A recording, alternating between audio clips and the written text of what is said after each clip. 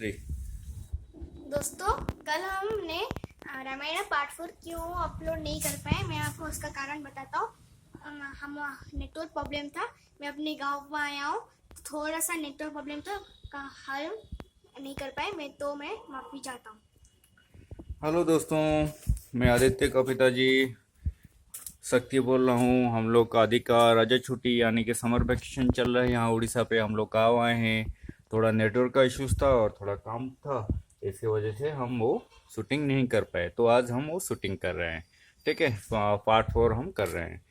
ठीक है, हमने लास्ट एपिसोड में क्या था, कहते हैं भगवान राम अयोध्या छोड़ के, अपना कौशल राज्य छोड़ के, गंगा नदी क्रॉस करके दूसरे राज्यों में आ गए थे और वहाँ पे कुटिया बना के ठहरने लगे। हाँ, जब वो निकल गए थे, राज्य छोड़ रहे थे, तभी भरत और शत्रुघ्न भी नहीं थे।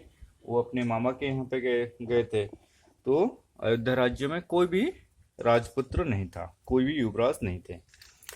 ठीक है, ये कहानी के कई साल पहले एक कहानी, एक ऐसे घटना रचा था जिसमें दशरथ जब यंग थे, वो खुद युवराज थे।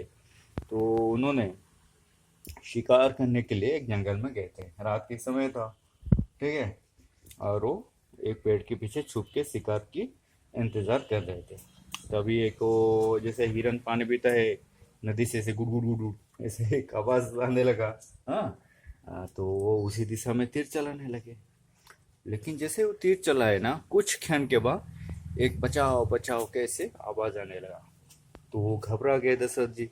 भागे भागे उसी आवाज की तरफ पहुंच गए।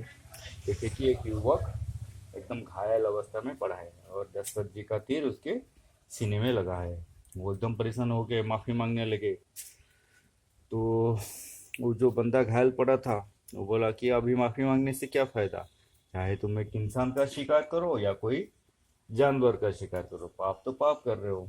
और तुमने मुझे नहीं मारे और 3 प्राणों का तुमने नाश किया ना। वो कैसे ना, मैं अंधमुनि का पुत्र श्रवण कुमार हूँ और मैं मेरे माता और पिता को अपने कंधे में इस जगह से दूसरी जगह पे लेके जाता हूँ और उनका एक ही सहारा हूँ।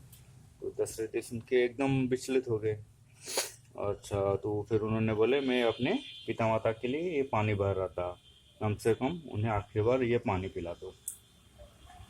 तो दशरथ तो पानी लेके गए, मटका में भरा हुआ पानी लेके गए।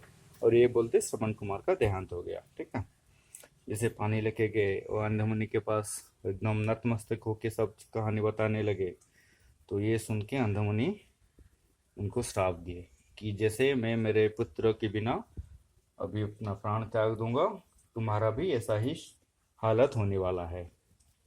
ठीक है, तो ये बोलने के बाद वो दोनों पति पत्नी यहाँ पे अपना शरीर त्याग दिए। ठीक है, तो फिर क्या हुआ, अभी यहाँ पे जैसे उनका श्राप के अनुसार यहाँ अयोध्या में दशरथ जी का मृत्यु हुआ।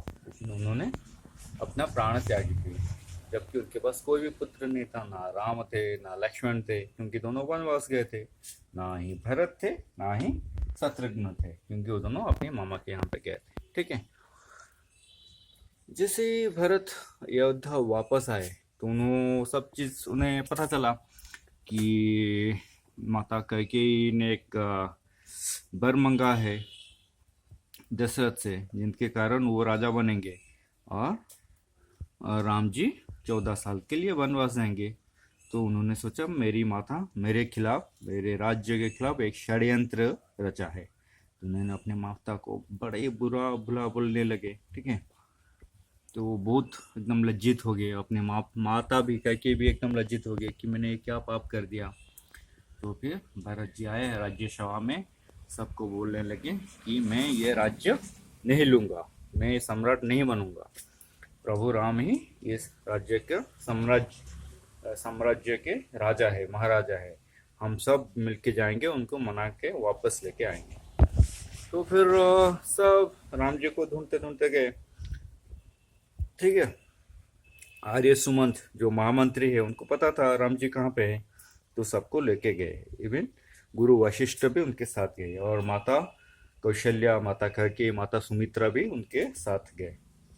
दूर से लक्ष्मण देखे कि सूर्यवंश के पताका लहरा के कोई आ रहा है, और उनको लगा कि भरत भी आ रहे, तो एकदम गुस्से से बोले, भैया राम, मुझे आज्ञा दीजिए, मैं भरत का अभी निधन करके उसको उनका गर्भ चूर करता हूँ। राम बोले, ऐसे कैसे बोल रहा है अपने भाई के बारे में, वो तो हमारे राज्य के अधिकारी है, हमारे महाराज है ना। नहीं, वो तो सब कुछ राज्य लेंगे और आपको मानने आएंगे ना, तू ऐसे कैसे बोल रहा है ना, वो अपने सैनिक लेके क्यों आ रहा है ना, कुछ तो रीजन हो सकता है, हमें बिना पता है हम ऐसा एक्शन क्यों लेंगे। ठीक है, तो उसी समय भरत भागे भागे वहाँ पहुंचे, राम जी के पैर पकड़ लिए, माफी मांगने लगे। राम ने उनको उठाया, गले लगाया, ना तू मेरा भाई है ना, मुझे भाई मत बोलिए भैया राम ना, क्यों मेरे वजह से आपको वनवास का दुख देखना पड़ रहा है, मैं उसके लिए माफ़ी चाहता हूँ, आप वापस चलिए। तो ये देख के लक्ष्मण भी रो पड़े कि भैया भरत, मुझे माफ़ करो, मैं आपके बारे में बुरा भला सोचा, आपके ऊपर बाण उठाने लगा। भरत बोला, अरे पगले, तू उस बाण से मेरा प्राण ले लेता, मेरा कोई भी अधिकार नहीं है ये मुख लेके आप लोगों के सामने खड़ा हूँ। मेरे माता जैसे भाभी सीता, मेरे पिता जैसे भद्र राम, और मेरा छोटा भाई तू इस अवस्था में वन में रह रहे हो, और मैं राज का संभालो, ऐसा नहीं। तो ऐसे ऐसे दोनों भाइयों में, चारों भाइयों में ऐसे एक दूसरे को गले पकड़ के रोने लगे रहे थे, एक दूसरे को माफी मांग रहे थे। तो ऐसा चला। तो बच्चे लोग, आप लोग क्या सीख रहे हैं इसमें, क्या सीखे आप लोग? आप लोग क्या सीखे? ये सीखे कि मैं जो समझता हूँ यही बोल रहा हूँ कि हम लोग हर चीज कुछ मांगते हैं, पापा मेरे लिए खिलौना लाओ, मामा मेरे लिए चॉकलेट लाओ, मेरे लिए आइसक्रीम लाओ, कि कोई रिश्तेदार हमारे घर पे आते हैं, हम एक्सपेक्ट करते हैं कुछ लेके आओ। हाँ, लेकिन नहीं, हमारा संस्कृति क्या बोलता है, हमें देना चाहिए। पिताजी घर पे आए ऑफिस से थके हुए, हमें जाके उनके गले लगना, पापा कैसे आए, आपको क्या चाहिए, पानी दूं क्या, इसे प्यार करना चाहिए, तो पापा खुश हो जाएंगे, उनका दिल खुश हो जाएगा। इससे कोई हमारे घर पे मेहमान आए, हम उनका पैर पकड़ेंगे, उनको प्रणाम करेंगे। इसे हमें देना चाहिए, हम बच्चे हैं, हम कुछ दे नहीं सकते, हम अपना भक्ति भाव दे सकते हैं। ठीक है, तो हम रामायण से यही सीखते हैं कि हमें देना चाहिए, लेना नहीं चाहिए। ठीक है, अच्छा, आज के साथ ये भाग हम यहीं पे समाप्त करते हैं, और हम अगले 5वें अध्याय में ये सीखेंगे कैसे राम जी खुशी खुशी भरत को विदा करते हैं, और आगे आगे क्या होता है, राजा कौन बनता है, भरत जी या राम जी, तो हम देखते हैं। अच्छा, वो टू योर फ्रेंड आदित्य। दोस्तों, इस वीडियो को लाइक, सब्सक्राइब, शेयर करना ना भूलना, और 5वां पार्ट को देखना जरूर। मैं उसको ट्राई करूंगा, संडे या मंडे में लेकर आऊंगा। तो thank you for watching, bye bye friends. Bye bye friends, thank you for watching.